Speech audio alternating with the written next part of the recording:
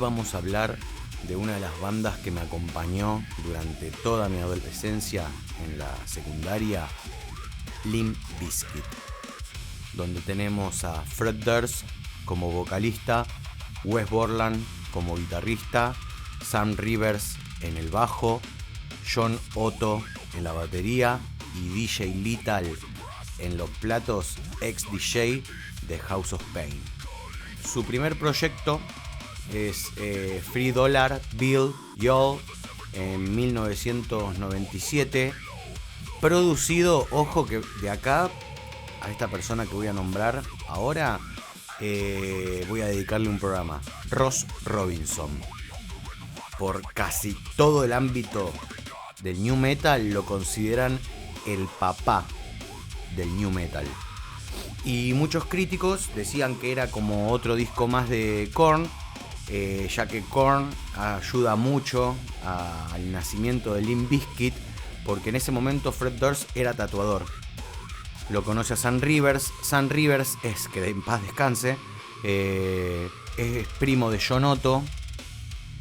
Wes Borland se suma a la ecuación de Limp Bizkit, dándole una impronta muy estética, unos riffs pesados, y a lo último se suma DJ Lethal, así creando Limp Bizkit. Una locura la historia.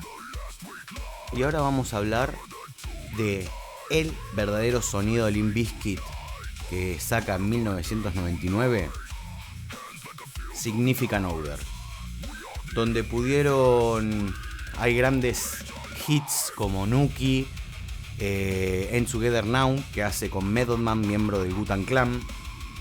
Ahí Fred no saca sus mejores skills para el tema del rap. Perdón, acabo de comer. Pero este disco sufrió una muy fuerte crítica a la hora de en Woodstock 99, donde es como su primer recital fue con su primer disco en Family Values. Ahora el segundo es donde marca la historia, donde lo hace notorio a Limp Bizkit en Woodstock 99 con la famosa canción Break Stuff, donde a Fred Durst tanto lo denuncian como lo tildan de violento y subversivo, hasta ese punto de incitar a la violencia y a la destrucción del lugar, cuando ya Woodstock fue un fracaso desde que empezó. Lo único bueno de Woodstock fueron las bandas que estuvieron, pero después es todo crítica, y creo que todavía sigue estando el documental en Netflix, y al único que le echan la culpa es a Limp Bizkit, cuando había otros tomando falopa, meando a la gente, pero no pasa nada. ¿Por qué? Porque justo a la hora de tocar Limp Bizkit fallece lamentablemente una persona. Vamos ahora a lo que muchos críticos dicen que es el disco más comercial de ellos. Yo estoy un poco en desacuerdo. Chocolate Starfish and the Hot Dog Flavored Water, que fue, si no me equivoco, septiembre del 2000, donde hay grandes hits como Rolling, Take a Look Around, que fue la banda sonora de Misión Imposible, de Tom Cruise, ¿no? Sí. My Way, My Generation, un Boiler. Muchos lo llaman comercial. Fue comercial, sí, porque vendió más de 1 millón de copias la primera semana de lanzamiento. Se dedicaron más a la visual. El sonido para mí está muy bien logrado. El tema es que las letras no acompañaron tanto un poco la tristeza o la bronca de los anteriores discos. Yo sigo diciendo que Significant Other es el sonido original de Limp Bizkit. Es donde llegaron a la perfección. Chocolate Starfish es un sonido más elaborado, pero liricalmente no me parece lo mejor que hicieron, aunque lo banco ese disco de pe a pa.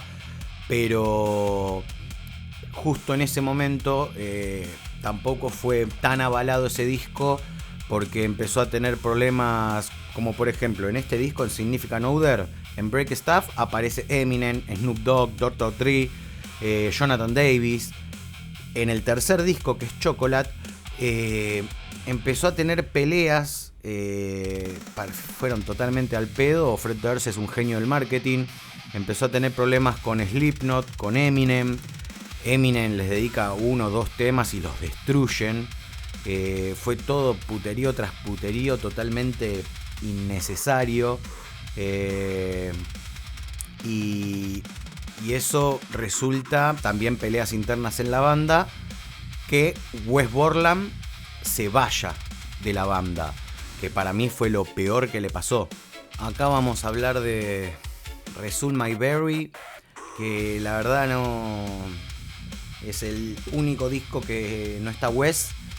Está, después lo voy a dejar en la descripción, este chico, que si date una idea que ni me gasté en buscar el nombre, pero igual viene ahí, alto fanático de Limp Bizkit, y cumplió su sueño al estar en uno de sus discos, pero fue un disco que es totalmente innecesario. El disco no te dice nada.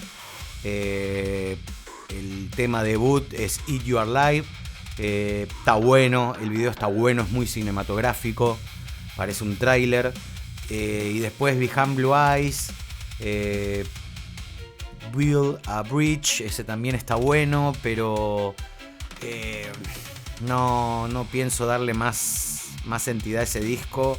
Obviamente como fanático de Limp Bizkit lo compré para hacerle el aguante, todo, pero es como no te dice nada. Es muy clásico el guitarrista, no tenía esa onda freestylera y psycho killer que tenía Wes.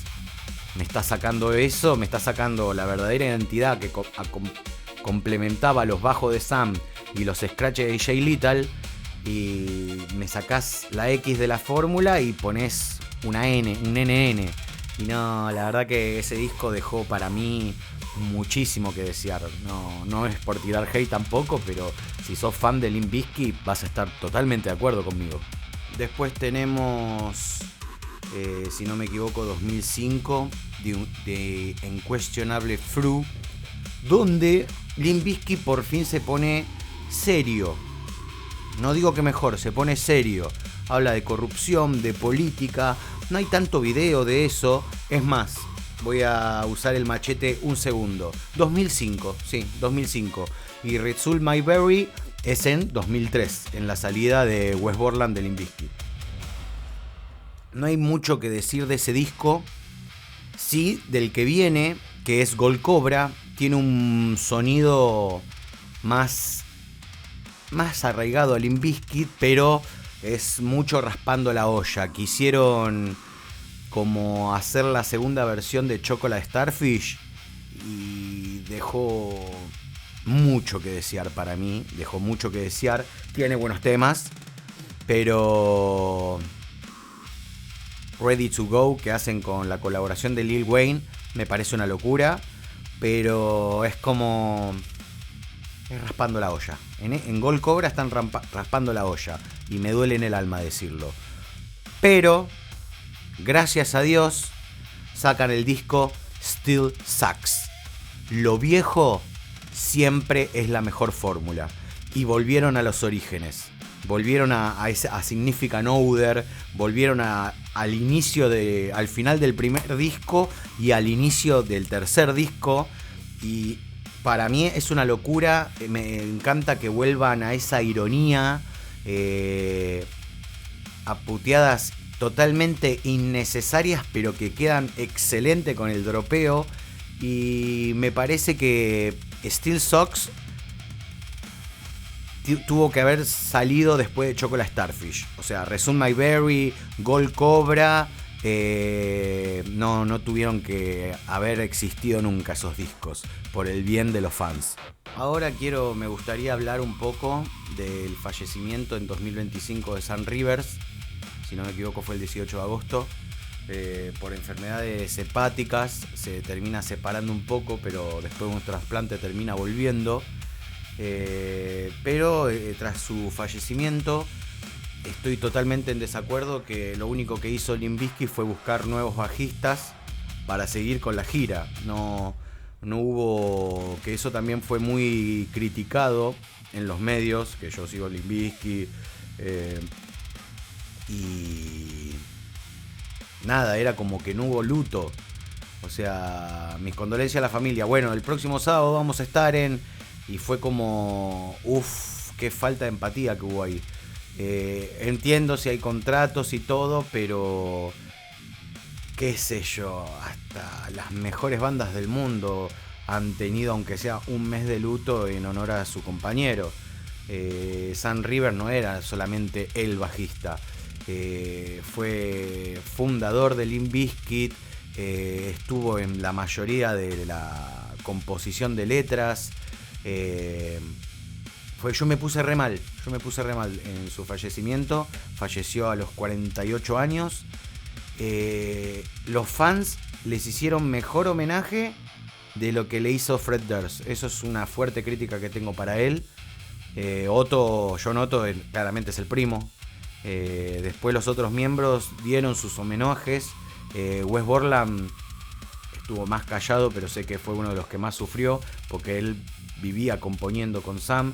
Pero la actitud de Fred no fue un posteo simple, te vamos a extrañar, viste, el típico copy-paste, no va a haber nadie como vos, bla, bla, bla, bla, bla. Y esto fue poner el ejemplo, un viernes, y el lunes ya estaba audicionando bajistas para seguir con la gira. Y eso fue un golpe medio heavy, eso, ¿no? Eso es algo aparte que tenía para decir. Ahora vamos a ir con los recitales, que no me los acuerdo de memoria, pero me los voy a machetear. Los recitales más importantes de Limp Bizkit fue Family Values Tour en 1998, gracias a Korn. Woodstock 99, donde pasa lo de Break Stuff y la controversia. Big Day Out 2001, Reading at Leeds Festival, Rock and Rim, Down Low Festival y Lollapalooza, especialmente su celebrado regreso en 2021. Numerosas giras mundiales tuvieron claramente, pero según Fred Durst y Wes Borland, estos recitales, los que acabo de nombrar, son los más importantes, los que más le dieron llegada global. Están estando en Japón, pero date una idea la poca cabida que le pasaron. Así que espero que te haya gustado. Gracias a los consejos de Pato con el que hago la última frecuencia. Suele ser un podcast de hip hop que lo hacemos los sábados. Por ejemplo, este sábado no se pudo por cuestiones mías de cambiar colchón y horarios de mierda. Pero espero que te guste este material. El Pato me aconsejó que haga ciertos cambios. Estoy haciendo cambios, estoy aprendiendo mucho más de la edición. Así que espero que aguantes la biblioteca del metal, loco. Muchas gracias, y buen fin de semana.